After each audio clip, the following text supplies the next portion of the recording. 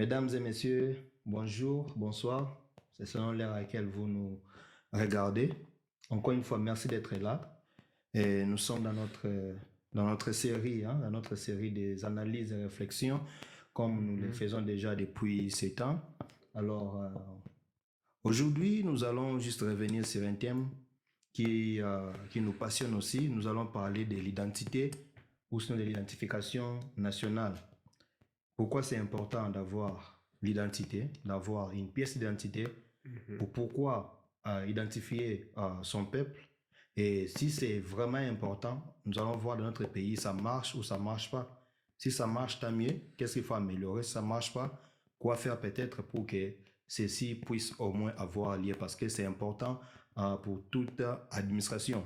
Yes. Alors, comme toujours, je ne suis pas seul, donc je vais co-animer, nous allons co-animer cet échange. Nous allons réfléchir avec mon frère et ami Tonès, à qui je dis déjà bonsoir. Bonsoir, mon cher. Comment tu vas? Ça va très bien. Et toi-même? Ouais, ça va. Je me souviens, on a parlé, je crois, il y a 2 semaines. On Oui. avait échangé sur un thème qui était aussi important. Et aujourd'hui, Mhm. nous vous avons encore parce que vous faites des très bonnes analyses, vous avez des très belles réflexions et je crois que ça Merci. va profiter à ceux qui nous regardent. Donc, voilà, soyez là et nous voulons que vous soyez aussi proactifs. Donc, n'hésitez pas de nous laisser des feedbacks, des commentaires. Qu'est-ce qu'on peut faire mieux ou peut-être par rapport au sujet qu'on a élaboré. Si vous avez à dire, nous pouvons revenir sur ça avec vos arguments et voir peut-être comment ajuster parce que tout ce que nous faisons, c'est pour les biens de tout le monde, quoi. Donc, nous venons échanger pour que vous participiez aussi pour qu'ensemble, nous trouvons de bonnes solutions pour notre pays. Alors, déjà, on va savoir c'est quoi une identité. Moi, je pense que bon, la définition, ça peut varier, ça peut varier, ça dépend Oui. des contextes et tout, mais dans les Mhm. cadres, dans ces cadres de ce que nous sommes en train de parler ici, Oui. de l'identification nationale, je crois que ça permet d'abord à identifier la population. Ok. Il faut identifier la population parce qu'il faut déjà faire la différence. Il y a Mhm. une nette différence entre l'identification scientifique et l'identification électoraliste ou électorale. Ok. C'est l'identification électorale, c'est juste pour des besoins électoraux, les engins électoraux. Mhm. On veut aller aux élections, d'où il faut connaître qui vont voter et qui ne vont pas voter. Vous Mhm. voyez? Et dans cette catégorie-là, on exclut déjà un nombre important de la population, c'est-à-dire pour ce qui est de notre pays, les enfants de moins de 18 ans ne participent Mhm. pas au vote. C'est-à-dire, Mhm. tous ces enfants-là ou toutes ces personnes-là moins de 18 ans ne vont pas Mhm. être identifiées quand il Certainement. s'agit rien que des élections. Mhm. Mais alors, l'identification nationale, là, ça prend même les bébés de 0 mois. C'est-à-dire Certes. tout le monde, tout citoyen ou sinon toute personne résidant dans un pays doit Mhm. être identifié. Et Mhm. là, maintenant, on parle d'identification scientifique. Je ne sais pas si tu as quelque chose à ajouter par rapport d'abord aux définitions, parce qu'il y en a plusieurs Mhm. de l'identification nationale. Certainement, permettez-moi d'abord de passer mes salutations d'usage à ceux-là qui vont nous suivre. Mhm. Et je dirais que il y a beaucoup de définitions. Ça dépend exactement de l'approche. Mais à ce qui concerne notre sujet, je vais dire que l'identification joue un rôle très important parce Ouais, que ça vous permet, étant qu'individu, de faire preuve de votre identité premièrement mhm. et d'appartenance à une nation. Ouais, Ouais. ça joue un rôle capital, capital sur la sécurité et sur plusieurs domaines. C'est plusieurs domaines. Voilà, Oui. tu as raison, parce que, bon, nous sommes aux États-Unis, nous le voyons d'ailleurs, à Mhm, partir de l'identité, mhm. on dit quoi en français, t'es tracé, c'est-à-dire, on peut suivre certains de tes mouvements, pas Yes. seulement dans les mauvais sens, mais Mhm. au cas où il y a un problème, facilement, on peut identifier, savoir de qui il est question, Ouais. vous voyez. Et ça permet, comme tu as dit, à tout citoyen de s'en prémunir, parce que, par exemple, tu vas ouvrir, c'est pas moi, un compte bancaire ou tu vas pour obtenir un permis de conduire ou que sais-je encore, Ouais. je dois être muni d'une pièce D'une carte, d'identité. yes. D'une pièce d'identité. Mhm. Parce que si on dit que voilà, on vous donne des cartes de lecteur, c'est-à-dire pour ceux qui ceux qui ont 18 ans et plus, ce sont eux qui ont droit à certains services parce que dirons-nous de ceux qui ont moins de 18 ans? C'est-à-dire, ils n'ont pas de pièces d'identité parce qu'ils n'ont pas de carte d'électeur, d'où ils sont privés d'autres services. Par exemple, comme je disais, si tu veux aller employer, par exemple, appliquer pour le travail, ou tu veux peut-être aller chercher les permis de conduire, ou tu vas peut-être pour avoir le passeport et tout, et vous serez buté, en tout cas, pour ce qui est de cette catégorie, cette tranche de la population. Donc, d'où nécessité d'avoir une pièce d'identité. Ça permet à ce que vous obteniez tous ces services-là, et ça permet aussi à l'État d'avoir les contrôles sur sa population. C'est important d'ailleurs de savoir, parce qu'aujourd'hui, nous, on spécule, hein, on est à 80 millions d'habitants, on est à 90 millions d'habitants. Ce sont des spéculations. Pourquoi? Parce que la population n'est pas identifiée, à ce que je sache, au Congo. En tout cas, la dernière identification remonte, je crois, des années 80. Des années 80, c'est là où on a eu la pièce d'identité. Je ne sais pas si je n'ai pas d'image ici, mais c'était une carte un peu verte comme ça. On appelait ça Maya Pondu, pour ceux qui ont vécu à l'époque. Et je crois que ça remonte de là.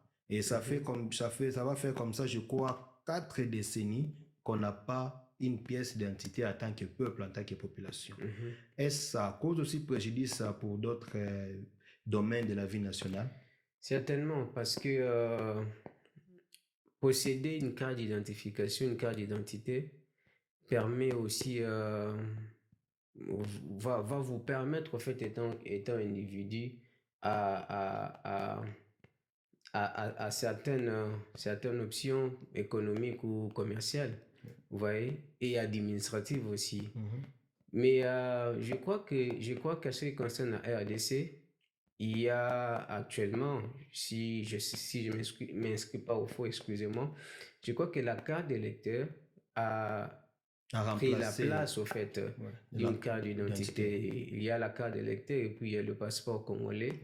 Ces deux documents ont pris la place d'une carte d'identité. Mais ça justifie pas, ça suffit pas déjà. Par exemple, quelqu'un qui a un passeport, c'est pas déjà suffisant pour que ça serve d'identité, quoi.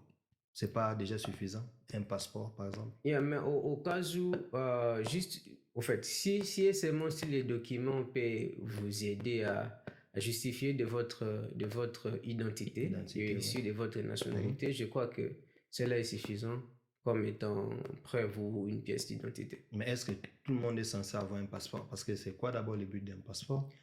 Tel que les mots le disent, au-delà d'être une pièce d'identité, ça sert surtout pour les sorties du territoire national. Quelqu'un qui quitte Kinshasa pour Lubumbashi n'a pas besoin d'un passeport, par exemple. Tout le monde n'a pas besoin d'avoir un passeport, mais tout le monde a besoin d'avoir une carte d'identité. Oui, l'identité, oui. Tout le monde a besoin d'avoir une carte d'identité. On peut dire qu'on est en train de commettre une erreur de substituer la carte d'électeur ou la carte d'identité à une carte d'électeur.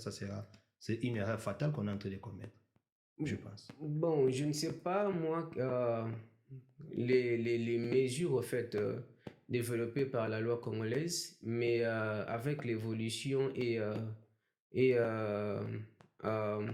la technologie, il y a des pays, il y a des lois qui prévoient même des cartes d'identité pour les enfants.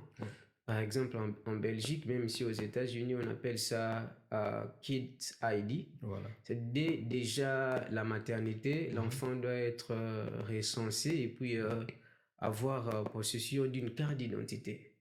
Bon, comme je disais, tout dépend de ce qui est comme mesure pris et élaborée par la loi. Je ne sais pas moi, pour notre pays, la RDC, mais je crois certainement il y a déjà des mesures d'élaboration en train d'être développées pour pallier à cette crise qui dérange le pays. Maintenant, s'agissant même de l'identité ou sinon de l'identité nationale, le fait qu'on n'a pas une pièce d'identité, ça ne fait pas en sorte que nous perdions aussi cette identité-là, cette appartenance à la nation. Parce que du moment où on n'a pas des objets les prouvant, les justifiant, c'est-à-dire justifiant l'appartenance à notre nation, nous ne sommes pas en train de perdre cette âme congolaise. Parce que qu'est-ce qui prouve qu'on est congolais quand on n'a pas sa pièce d'identité? Même si on dit que voilà, tu es dans le territoire national, tu es au Congo, mais après au Congo, il n'y a pas que des Congolais. Au Congo, il y a aussi d'autres Africains. Et surtout nous, les Bantous, on a cette ressemblance-là et tout. Mais qu'est-ce qui justifie que celui-ci c'est un Congolais, celui-ci ne l'est pas? du moment où on n'a pas une pièce d'identité. Et je pense que même, pas historiquement, mais spirituellement, sinon, je ne veux pas utiliser d'autres des mots parfois qui ne vont pas cadrer avec cet échange, mais je crois que ça fait en sorte que nous n'ayons pas cette âme-là congolaise parce qu'on n'a pas une identité nationale. Parce que dire aujourd'hui, par exemple, au-delà d'avoir seulement ces papiers-là, si seulement on demande aujourd'hui, dis-nous tu es congolais, qu'est-ce qui prouve que tu es congolais? Ne montre pas seulement la carte, mais c'est quoi, qu'est-ce qui justifie ta congolité en fait? Est-ce qu'on a cette identité-là d'abord en termes de, je ne sais pas s'il faut le dire, en termes spirituels? Pas vraiment ça, Michel, je ne sais pas si tu vas me compléter, mais je pense pas seulement de la pièce parce qu'après, en Afrique, tout est possible, on peut faire une carte d'identité. Mais aujourd'hui, pas d'identité s'agissant d'un peuple, d'une population. Qu'est-ce qui dit que tu es un Congolais? Je crois que dans la valise identitaire d'un homme, il y a beaucoup de facteurs. Il y a beaucoup de facteurs qui je dirais pas qui démontrent, mais qui fait partie au fait de l'identité. Yeah. Mais à ce point, je vais vraiment être d'avis avec vous. Cette crise-là fait à ce que nous puissions perdre beaucoup de choses, ou nous puissions, ou que l'État n'ait pas une mainmise ou une gestion organisée ou le contrôle dans plusieurs domaines. Vous voyez? Je me souviens à l'époque, on avait des gens de recensement des communes qui passaient dans des maisons, comptaient les nombres des habitants. Ouais, c'est là aussi, permet à l'État d'avoir une idée sur sa population, sur le plan démographique. Voilà. Parce qu'actuellement, même la population de la RDC est c'est spéculant, c'est spéculatif en fait. Parce que l'État n'a pas établi ces mécanismes, ou soit c'est fait, mais pas dans des conditions normales. Et ça préjudicie aussi, je crois, même l'économie, parce que tu as parlé des contrôles et tout. On va aussi entamer cette approche-là des choses. Mais restons d'abord sur l'identité. Restons sur l'identité, parce que, je sais pas, moi, je crois que je reste dans ma soif sur cette question. J'allais savoir les éléments. Mais quand on regarde comme ça, on sait dire que c'est un Congolais. Cette identité-là, en fait, qui n'est pas que matérielle, mais cet état d'esprit. Parce qu'aujourd'hui, nous le voyons par exemple avec d'autres populations, les Américains ou d'autres peuples, en les regardant seulement comme ça, les actes qu'ils posent, sa façon de faire, sa façon parfois de procéder et tout, tu peux vraiment dire que celui-ci appartient à un tel pays. Mais est-ce qu'on peut aussi reconnaître ces mêmes éléments à un Congolais, par exemple, quand on les regarde, avant même qu'ils ne nous disent qu'il est Congolais, ou même s'il les disait, est-ce qu'on peut vraiment déceler que celui-ci c'est un Congolais? Pas seulement brandissant sa carte d'identité, mais juste par sa façon d'être, sa façon de voir le monde, sa façon de faire et tout, on peut dire que celui-ci c'est un Congolais. Je dirais que ça dépend en fait. Ça dépend d'une personne à une autre. Vous voyez? Notre pays est en train de passer des moments très compliqués. Je dirais que le Congo a des jambes coupées actuellement. Ouais. Et je crois que nos politiciens, nos dirigeants essayent de faire flèche de tout bois pour restaurer les blasons ternis, restaurer notre nation. Mais nous avons perdu une considération vis-à-vis de nos frères africains, vis-à-vis du monde extérieur. J'ai été très choqué lorsque j'ai rencontré un frère kenyan qui, lorsque je lui ai dit que j'étais congolais, sa première question à mon égard était: tu chantes, tu es musicien? J'étais stupéfait, j'étais vraiment estomaqué en disant pourquoi est-ce que tu devais me poser cette question? Il me dit parce que tout Congolais devrait normalement chanter ou faire de la musique. Ce qui n'est pas mauvais, mais ça fait perdre à l'État, ça fait perdre au Congo cet aspect responsable d'une nation. Qu'on avait certainement d'autres fois. Ouais. Et je dirais que nous sommes en train petit à petit de perdre notre valise identitaire et c'est très dangereux pour la vie future d'une nation. Et cela est dû parce que nous abandonnons notre culture, nous embrassons d'autres.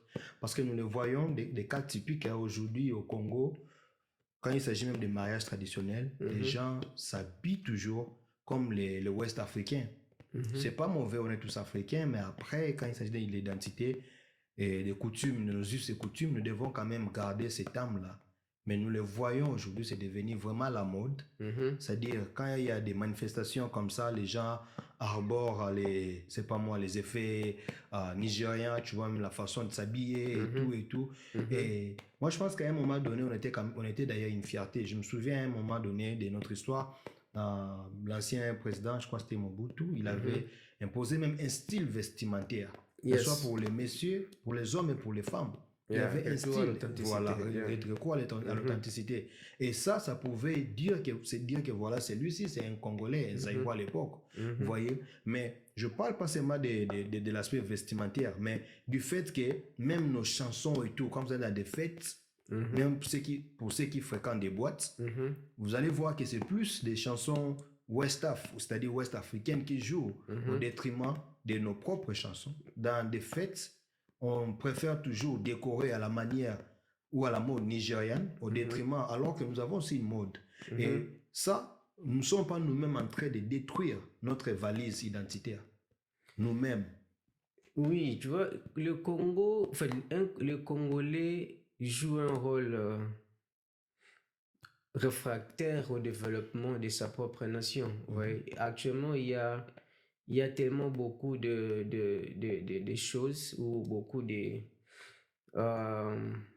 je dirais beaucoup de systèmes qui sont vraiment des réfractaires au développement de notre pays. Entre autres, ces vents des combattants et consorts. Ce sont des personnes qui jouent des rôles de réfractaires au développement de notre culture. Ouais. Parce que lorsqu'une nation, lorsqu'une histoire, lorsqu'une culture ne peut pas être transmise, elle n'a pas de vie. Elle ne sera pas pérennisée. Elle ne sera pas pérennisée et elle ne va pas... La génération future n'aura pas une connaissance approfondie sur ce qui a été le pays dans les années passées. Ouais.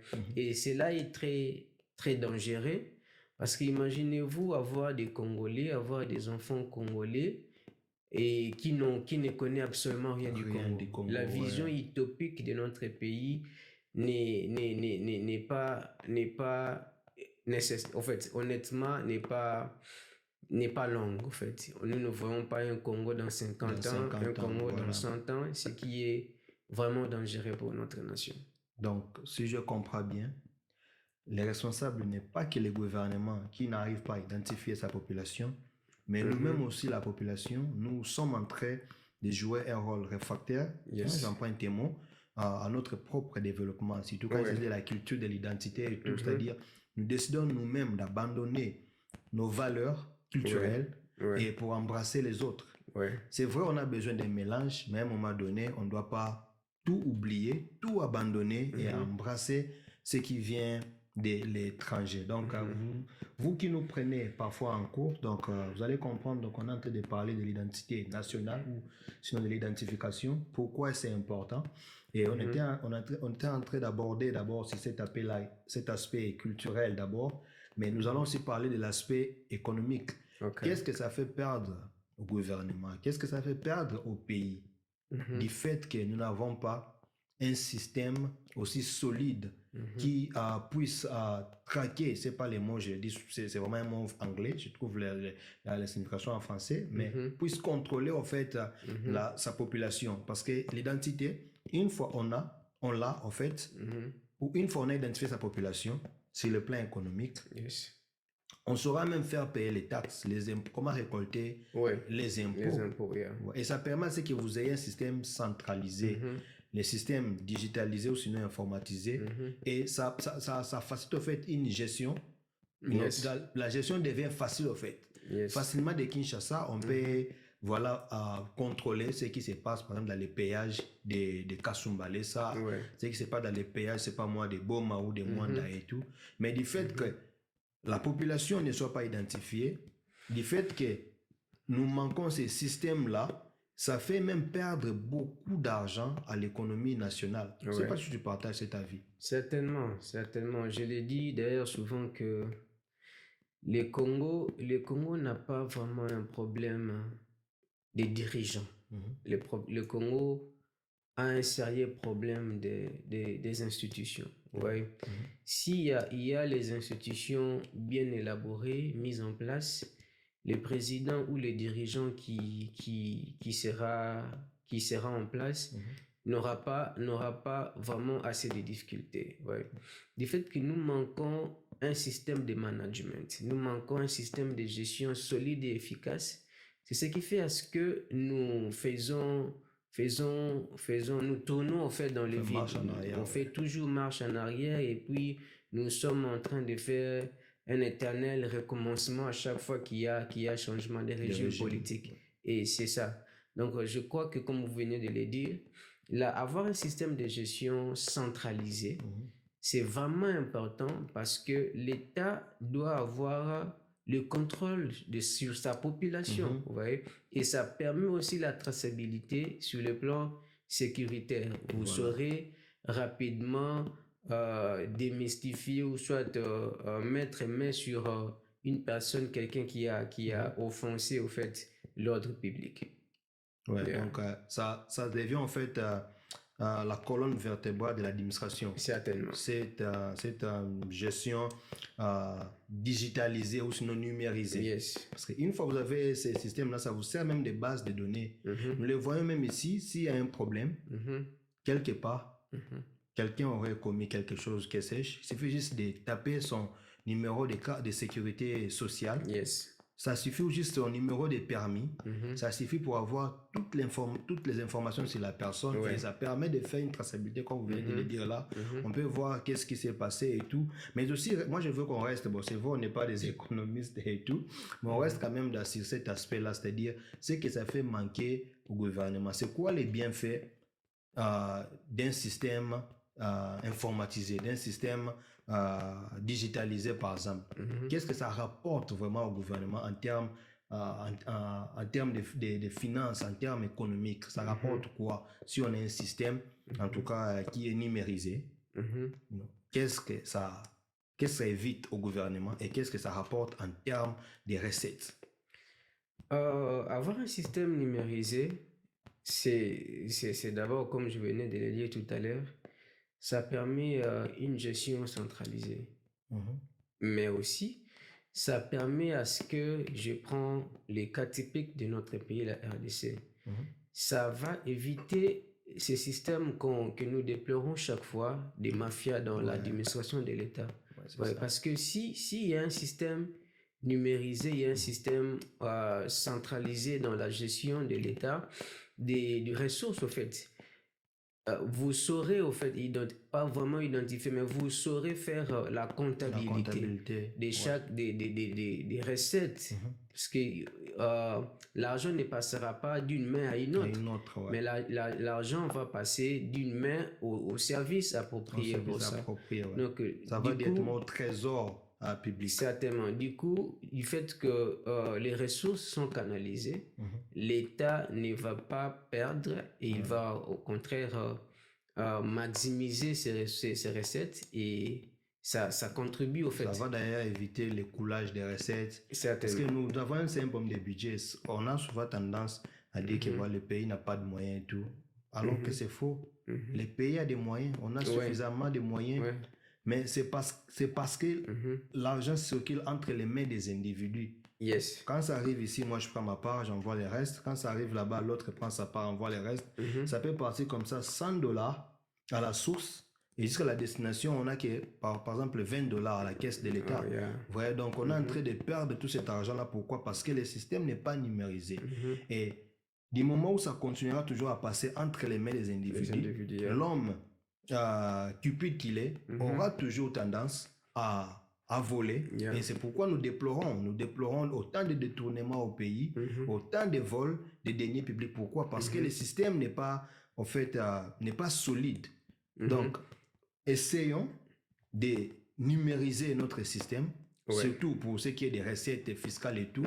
Une fois que ça sera numérisé, ça donnera en tout cas les contrôles, les pleins contrôles à l'État pour que ça, comme tu as dit, j'aime bien les termes que tu as, la comptabilité. Qui a fait quoi, qui a pris quoi, pourquoi c'était sorti, pour quel besoin et tout. Et ça permet à ce que vous fassiez un bon partage, un partage équitable et équilibré des recettes. Vous voyez ce que nous déplorons. Nous avons beaucoup de moyens, mais la population souffre.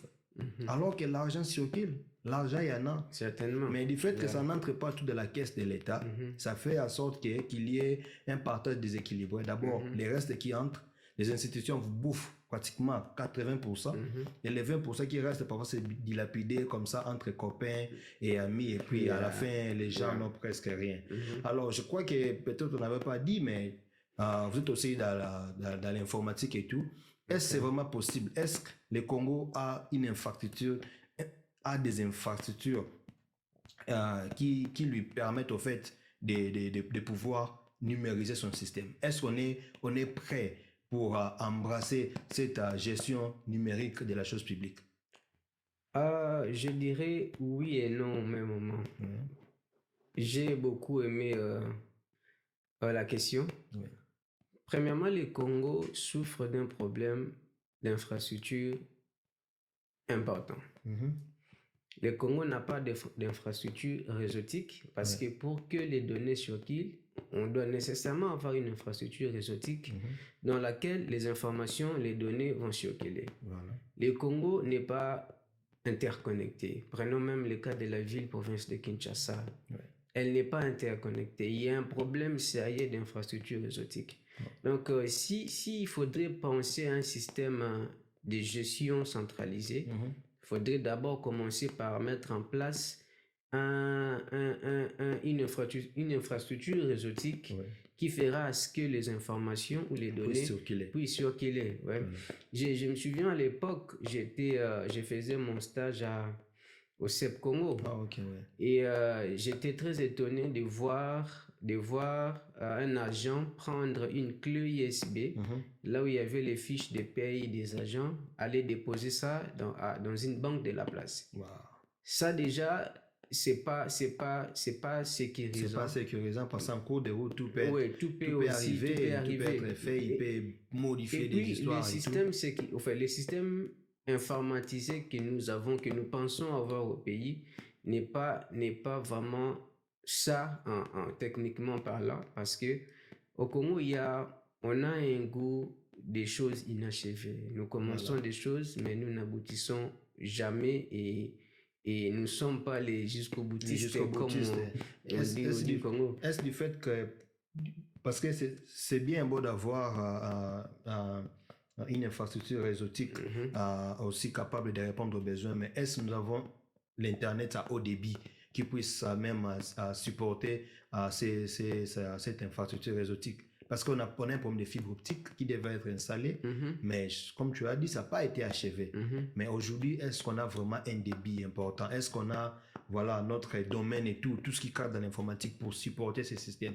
Si aujourd'hui on avait les infrastructures, est-ce que nous avons les moyens suffisants pour mettre en place ces systèmes réseautiques qu'on pourra avoir? Bon, les moyens, on peut les trouver. Actuellement, beaucoup de pays africains accusent la RDC de ne pas d'être un pays enclavé. En fait, cet état d'enclavement de la RDC est un frein pour le développement de l'Afrique. Parce que pensez-vous que le Congo est vraiment, en quelque sorte, au centre de l'Afrique? Et pour que les échanges soient faits parmi les pays, ça doit passer nécessairement par la RDC. Vous donnez raison à Fanon qui disait que l'Afrique a la forme d'un revolver. Oui, donc la gâchette se trouve au Congo. Donc le Congo, la RDC est une nation ou est un pays stratégique pour le développement de l'Afrique. Donc les moyens, on peut les trouver. Nous avons un pays suffisamment riche pour résoudre ou soit donner des mesures palliatives contre toutes ces histoires. Donc, Ouais, vous comprenez d'ailleurs la pertinence du sujet. Vous voyez que c'est tellement important ce sujet, et surtout pour les informaticiens, parce il faut qu'à un moment donné qu'on arrive vraiment à à mettre ce système-là en place. Ouais. Parce que si cela n'arrive pas, nous allons toujours continuer à déplorer les détournements. Nous allons toujours Certainement. continuer à déplorer les vols de deniers publics. Et à Certainement. la fin, nous n'allons pas nous en sortir. Donc, je pense qu'il est impérieux que l'État pense, ou sinon, c'est pas moi. Bon, dire que l'État pense, parce que des fois, l'État ne prend pas des initiatives. Mais il n'y a pas peut-être moyen que les jeunes ou sinon les experts en la matière puissent se retrouver quelque part et comme ça aller même proposer ça à l'État. Et c'est déjà fait, ces démarches-là. Je pense que les gens les font déjà, c'est-à-dire monter des stratégies et puis après aller présenter ça au gouvernement ou sinon à l'État pour que cela soit mis en place. En tout cas, moi, je ne sais pas si toi tu as Je l'idée ne sur sais ça. pas trop, mais je crois qu'il y a des gens qui ont déjà pensé à faire des démarches pareilles. Mais il y a un autre problème, c'est la flexibilité de notre gouvernement. Ouais. C'est ce qui pose aussi problème. Et parlons même de cette affaire de gestion d'identité et consorts. Je suis arrivé à Kinshasa et je me suis retrouvé avec des passeports actifs. Ouais. Moi aussi, la même chose m'est arrivée. J'étais vraiment étonné. Comment est-ce que je peux avoir des passeports actifs et sans que personne n'ait pu mot. Exactement, sans que l'entité appropriée ne s'en rende compte. Ils ont livré des passeports actifs plutôt à un individu. Cela fait partie des problèmes sur le plan de sécurité. Ça fait partie des failles. Des failles, en fait. C'est très sérieux. Un État, une nation ne peut pas organiser au fait et responsable, ne peut pas commettre des erreurs. Ça semble être petite comme erreur, mais ça pourrait y avoir, si ça tombait entre les mains d'une personne mal intentionnée, ça pourrait causer des problèmes. Donc il y a beaucoup de failles, il y a beaucoup de failles, surtout au sein de l'administration. En tout cas, il y en a beaucoup. Et moi, je pense que le problème aussi est qu'on n'a pas une base de données. Donc, c'est tout ce qu'on est en train de déplorer ici. On n'a pas une base de données. C'est-à-dire, si on avait une base de données, facilement, quand on tape ton nom, on sait déjà savoir que, voilà, mais toi, on t'a déjà vu ici, mais pourquoi ça? Donc, du fait que nous manquons cette base de données, ça cause beaucoup de failles à l'administration. Et l'administration, c'est ça d'ailleurs, comme j'ai l'habitude de le dire, c'est la colonne vertébrale de tous les pays, de toutes les nations. Parce que vous avez une administrative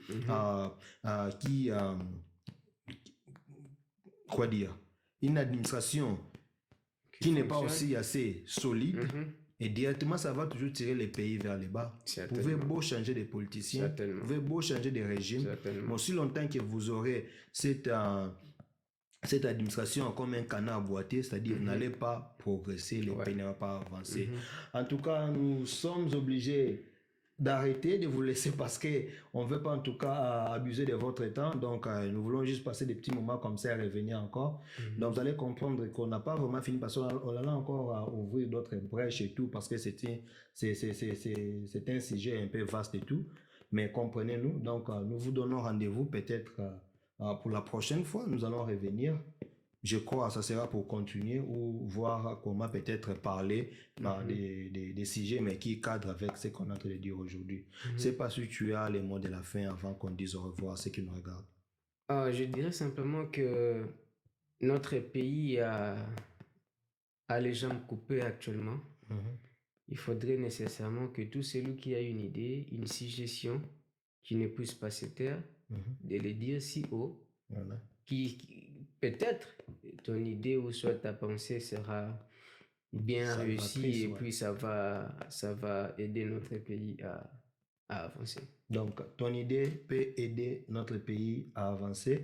Les portes sont ouvertes pour tout le monde. N'hésitez pas. Venez participer, venez donner de la voix. Alors, quant à moi, je vous dis déjà au revoir. Donc, je rappelle, c'était Blanchard. Et j'ai conversé avec mon ami et frère Tonès, donc on parlait de l'identité ou de l'identification nationale. C'était vraiment un plaisir de passer ces moments avec vous et je crois que vous allez laisser des réactions, c'est-à-dire des commentaires, des feedbacks, ça va aider à améliorer ce qu'on est en train de faire. Donc, portez-vous bien, que Dieu bénisse notre nation, on se voit à la prochaine. Bye bye. Allez.